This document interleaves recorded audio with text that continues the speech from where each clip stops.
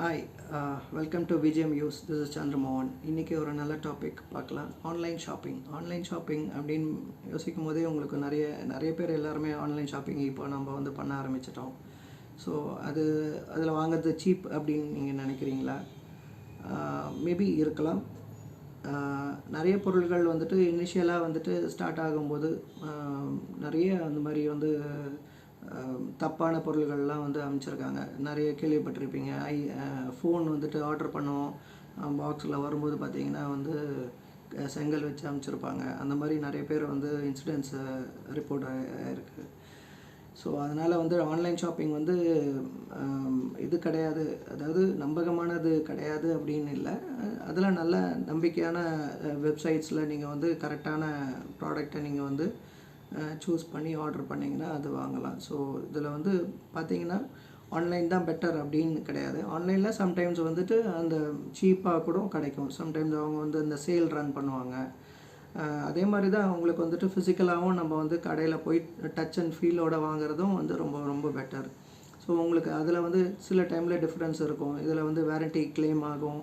ஆன்லைனில் சப்போஸ் வாங்கினா வந்து ஆன்லைனில் வந்து வாரண்ட்டி வந்து இல்லாமல் இருக்கும். ஸோ இதெல்லாம் வந்து நம்ம பார்த்துட்டு ஒரு நம்பகமான வெப்சைட்டில் நம்ம ஆர்டர் பண்ணி வாங்குறது பெட்டர். அண்டு இன்றைக்கி இங்கிலீஷ் வேர்ட் பார்த்திங்கன்னா ரெஸ்பெக்ட்ன்றது பேர் வந்து தமிழில் வந்து மரியாதை. ட்ரீட்டிங் அதர்ஸ் ப்ராப்பர்லி, அதுதான் இங்கிலீஷில் வந்து மீனிங்காக இருக்கும். ஸோ டே டு டே லைஃப்பில் நம்ம எல்லோரும் நிறைய பேரை பார்க்குறோம். ஸோ ரெஸ்பெக்ட்ன்றது ரொம்ப ரொம்ப முக்கியம்.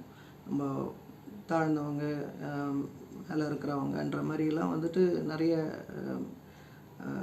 இது பாகுபாடு பார்க்காம நம்ம கரெக்டான ரெஸ்பெக்ட் கொடுக்கறது பெட்டர்.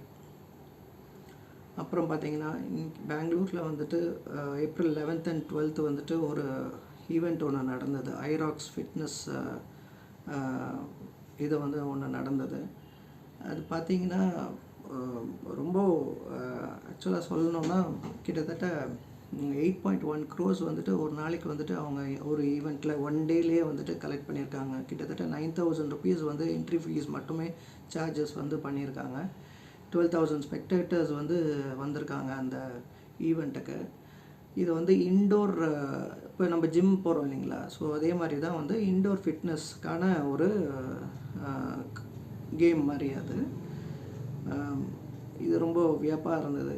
ஒரே நாளில் இவ்வளோ ஒரு ஈவெண்ட்டுக்கு வந்துட்டு அதுவும் பெங்களூரில் நடத்தியிருக்காங்க. சோஷியல் மீடியாவில் நிறைய இப்போ ஸ்ப்ரெட் ஆகிட்டு வருது. அது வந்து லைக் ஸ்டேட்டஸ்க்காக அவங்க